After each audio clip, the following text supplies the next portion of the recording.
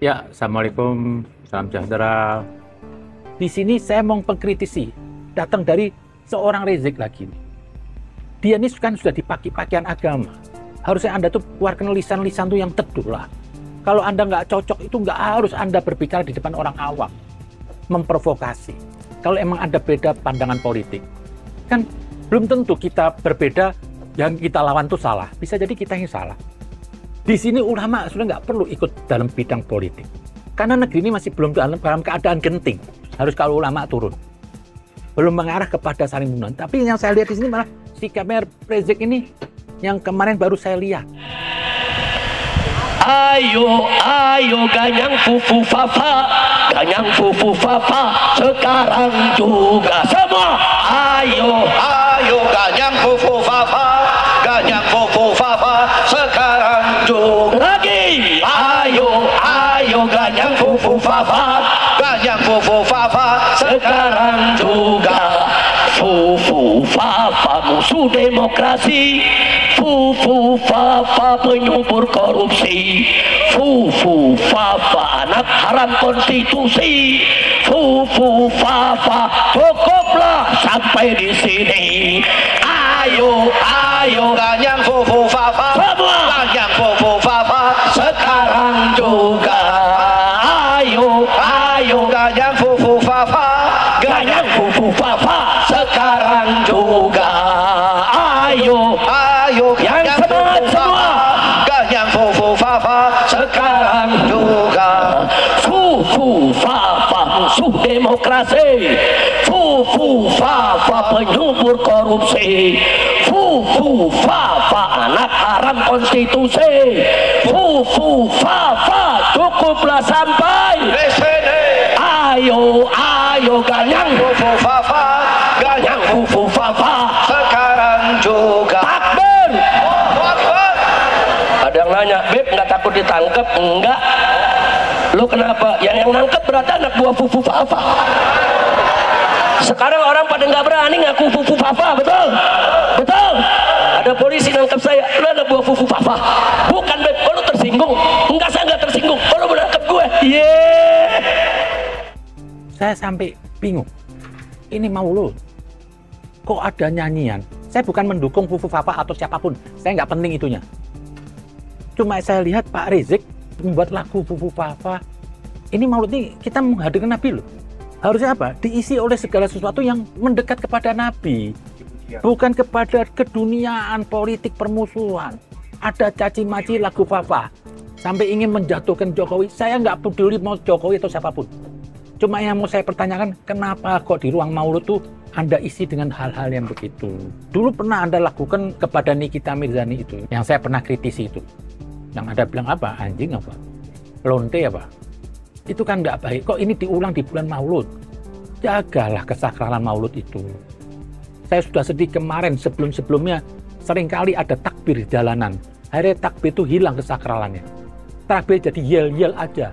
Amarah orang apa? Tidak ada dicontohkan Nabi takbir dengan yel-yel. Tidak ada Nabi bilang takbir dengan marah, muka merah untuk bunuh orang. Tidak ada. Takbir itu perwujudan apa? Kerendahan orang di hadapan Sang Maha Khalik. Nah, kalau Nabi itu sudah takbir, itu Isra. Tidak ada lagi urusan dunia. Nah, ini takbir kemarin sudah mulai berkurang. Tidak ada saya lihat apa Islam jalanan lagi. Tapi seringkali saya lihat Anda dikit-dikit takbir. Jangan diumbarlah ini takbir ini. Takbir ini suatu perkataan yang sakral. Dulu saya nggak pernah dengar ini. Dan tidak pernah dicontohkan oleh Nabi. Takbir di mana tempat. Ini harga yang mahal. Menggigil Rasulullah dengan takbir itu. Sampai pernah suatu saat apa? Waktu Ali bin Abi Thalib kena panah, mau dicabut apa? Bilang sama istrinya, waktu dia sholat setelah takbir. Karena begitu dia takbir, Allahu Akbar, itu dicabut tanahnya nggak berasa. Kenapa? Sudah lepas roh sama jasadnya. Dia esok, itulah tingginya nilai takbir. Jadi begitu dia Allahu Akbar, dia terbang kepada Allah. Tapi sekarang dia yel-yel.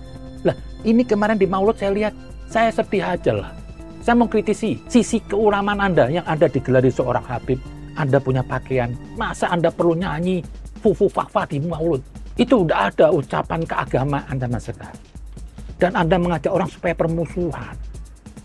Kenapa harus Anda membuat permusuhan? Dan kalau emang itu kesalahan, belum mengarah kepada perpecahan, justru Anda mengutarakan apa? Seperti ingin mengadu domba. Itu bukan ulama. Seorang ulama itu harus menjaga adabnya. Terkadang orang biasa itu kalau berbuat sesuatu itu, oh itu maklum, enggak apa-apa. Tapi bisa jadi haram buat seorang ulama. Contohnya, saya ngerokok di jalanan. Itu enggak apa-apa. Tapi kalau saya berpakaian keagamaan, sorban ini, ngerokok di jalanan itu bisa makruh. Karena nggak sepantasnya seorang berpakaian ulama, tapi perilakunya seperti orang biasa awam rokok. Betul, rokok nggak dosa, tapi bisa dilihatnya nggak pantas. Atau lagi dia teriak-teriak. Atau lagi dia mengatakan dengan bahasa kasar. Anjing, itu haram itu. Tapi buat orang-orang biasa nggak ada masalah. Itu yang membedakan antara orang yang dekat kepada Tuhan yang dibilang pewaris Nabi itu harus dia menjaga adabnya. Ilmu tanpa adab itu tidak ada gunanya. Ya itulah konsekuensi kalau Anda mau jadi seorang pendakwah atau ulama atau pendeta atau habib siapa aja. Harus menjaga. Karena jejak Nabi itu tidak pernah memprovokasi. Jejak Nabi tidak pernah ingin menjatuhkan orang. Nabi dengan cara santun. Nabi itu besar karena kasih sayangnya, karena kesantunannya. Orang membunuh aja masih dinasihatin. Sampai ada satu kisah, cucu Nabi itu Al-Husain yang di Karbala. Anaknya dibunuh di depan dia. Bukannya dicaci maki itu yang membunuh. Bukannya dikutuk. Justru apa? Dia merasa kesian kepada yang membunuh. Anda telah melakukan dosa besar. Bagaimana tobatnya? Kasihan sama dia. Dia telah melakukan dosa yang besar. Bagaimana azabnya? Tidak pernah mengutuk ini anaknya dibunuh. Apakah cuma kepentingan dunia? Politik? Apa kalau sampai ada seorang ulama yang ceramahnya itu mengadakan permusuhan, perpecahan, bagi saya itu tidak ada pembenarannya sama sekali. Harusnya seorang ulama itu menenangkan. Kenapa? Tidak ada sesuatu hal itu bisa diselesaikan dengan konflik. Ditenangkan aja dulu. Oh, kalau nggak bisa, tetap dengan lisan yang baik. Tidak ada Nabi dengan cara kasar, apalagi dengan pedang. Nabi tidak pernah mendahului segala sesuatu dengan pedang. Nabi itu kalau sudah mengangkat pedang itu karena musuh sudah mbak pedang. Kalau nggak bunuh diri dong. Musuh mbak pedang, saya diem aja. Yaitu bunuh diri. Itu hanya untuk menyelamatkan. Jadi apa? Tidak ada. Kalau ada orang mengatakan Nabi dengan marah, muka merah. Nggak ada. Gimana? Saya mau ngajak orang baik, marah-marah. Kan nggak mungkin. Kebenaran itu nggak membutuhkan marah. Mau kalau ada orang menyampaikan segala sesuatu itu dengan marah, katanya Ali bin Abi Thalib, itu ada maksud lain. Karena kebenaran nggak butuh marah. Saya ingin anak saya yang baik ya, besok sekolah yang pintar ya. Anak bangsat, kan nggak ada. Itu jadi ulama itu harus keteduhan, tawadhu, bahasanya halus. Orang ngajak permusuhan dia cegah. Itu ulama. Karena menenangkan itu lebih baik daripada mengompori. Tidak ada sesuatu masalah bisa diselesaikan dengan marah. Makanya kata Ali bin Abi Thalib apa? Orang marah itu adalah kegilaan. Kalau dia habis marah, gak sadar dirinya habis marah, berarti dia gila bener. Jadi marah itu tidak ada. Itu kegilaan di luar akal. Orang marah kok. Tidak ada bisa dengan marah. Jadi kalau ada mengatakan Nabi pernah marah, nggak ada Nabi marah. Tidak pernah dia memikirkan dirinya. Terus menenangkan. Jadi salah kalau orang mengatakan Nabi itu membawa Islam dengan pedang, itu salah. Itu satu. Yang kedua, kemarin yang Anda mengeluarkan sikap, Anda keluar dari penjara, Anda selesai masa percobaan. Anda merespon, terus Anda tanggepin, saya berani matiin. Hei umat Islam, keluar dari rumahmu, bawa senjatamu, ganyang mereka, habisi di mana saja berada, saudara. Takbir, takbir, takbir. Sallu ala Nabi. Makanya Brigade 411, pimpinan Bang Cacang semua Jawara, siapkan pasukannya. Laskar-laskar Islam, siapkan pasukannya. Ada ulama. Tidak semestinya orang mau berlaku jahat, Anda balas dengan ancaman, Anda balas dengan, saya lebih kuat. Nggak penting, buat apa menunjukkan kekuatan di hadapan orang-orang begitu. Cukup Allah yang tahu. Tidak ada sikap gitu, terus saya berani matiin. Saya mengkritisi Anda sebagai ulama. Tolong dijaga, harusnya Anda menentukan. Saya mau dikatain orang nggak ada masalah. Saya diancam orang berapa kali, nggak pernah saya tanggepin dengan, ayo saya nggak takut. Enggak. Kenapa? Kalau saya ngikutin dia berarti saya goblok. Kalau ada orang berlaku brutal, terus saya balas dengan brutal, berarti ini sama-sama brutal, dendam. Tapi kalau ada orang brutal, saya tanggepin dengan kebaikan, ini kemuliaan. Itulah Nabi. Tidak pernah Nabi merespon orang brutal dengan cara brutal, apalagi dendam. Nggak perlu Anda respon. Dan nggak perlu Anda khawatir, ini negara hukum. Nggak ada orang berani mengambil sikap aktif fisik, mau ganggu orang lain, mau masuk penjara. Anda percaya kepada hukum. Saya ini kadang-kadang juga heran di negeri ini sekarang. Banyak semarak ormas atas nama agama dan atas nama suku. Kok seperti negeri ini nggak punya aparat keamanan, nggak punya lembaga hukum, masing-masing membuat kekuatan sendiri. Besok ada yang tersinggung, oh ini saya berani, saya suku saya ini, ayo jangan macam-macam loh. Hancur loh nama-nama negeri ini. Dulu saya nggak pernah dengar nih, ada ormas suku, ormas agama, nggak ada. Kok sekarang semua bikin-bikin tentara masing-masing. Ada yang tentara berani mati kek, ada nggak mandi bacok kek, ini kek, apa kek. Loh, ini negara sudah berdaulat. Ada kerangka hukumnya, ada keamanan. Jadi nggak usah Anda khawatir kalau negeri ini mau ada macam-macam. Turun nih aparat semuanya. Seharusnya juga ini saya lihat ada saya mengkritisi pemerintah. Kalau ini terus didiamkan bahaya. Jangan diberikan izin untuk ormas atas nama suku. Kalau atas nama kebudayaan monggo. Tapi kalau ini ini pecah loh negeri ini.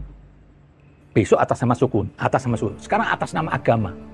Kalau saya membuat ormas hanya untuk kekuatan fisik, saya melawan orang, ya berarti saya Islam serampangan udah. Tidak pernah Nabi itu mendahului kekerasan. Tidak pernah Nabi itu ingin menguasai wilayah. Jadi jangan dipandang Islam itu horor. Lah ini yang terjadi. Lah di situ saya lihat Pak Rizik, Anda merespon. Ini bukan akhlak seorang ulama. Diemin aja. Nggak perlu Anda terusik. Begini loh, kita ini hidup nggak mungkin bisa diterima semua orang. Saya ini bicara nggak mungkin bisa diterima orang. Nggak usah saya. Nabi pun juga begitu. Biarkan orang dengan kebenciannya membenci. Nggak usah Anda paksa. Udah biarin aja orang membenci. Yang penting apa? Nggak mengganggu orang lain. Apa sih benci? Orang benci sama saya, biarin aja. Selama dia cuma benci ngomong, apa susahnya sih? Nggak perlu saya balas kebaikan. No. Justru punya nilai itu di situ. Orang jahat kita balas baik. Ini punya nilai kemuliaan. Sudahlah, saya pikir nggak semestinya Anda tuh masuk ke dalam hal-hal politik gitu. Politik ini bagi saya busuk.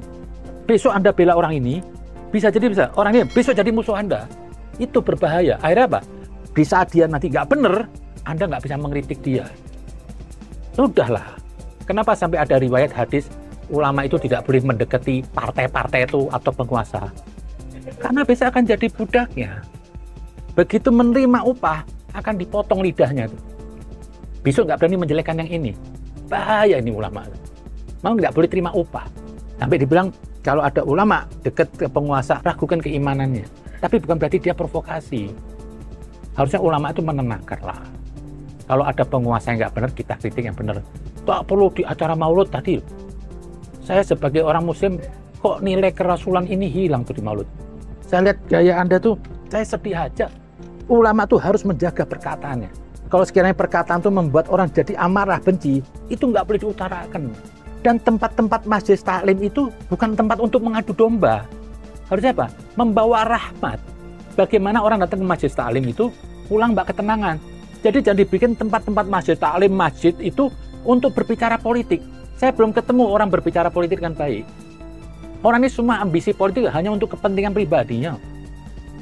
Dan nggak perlu juga Rizik mau merasa lebih suci. Semua ini sempurna, belum ada. Saya belum ketemu. Karena kalau kita mendekat kepada maksiat, ya kita kena dosanya.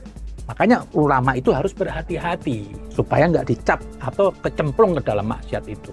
Jagalah itu sorban Anda. Jagalah itu gelar Habib Anda. Janganlah Anda berlaku gini. Nanti apa? Yang orang caci maki apa? Gelar Habibnya. Yang saya khawatir nanti apa? Gelar Nabi Muhammadnya. Masa di acara maulud Nabi Muhammad terjadi perbincangan yang tidak membawa nilai baik? Harusnya apa? Maulud itu apa? Hidangkan sejarah Nabi. Orang lain bisa menikmati. Itu aja. Jangan dicampur-campur dengan urusan dunia ini.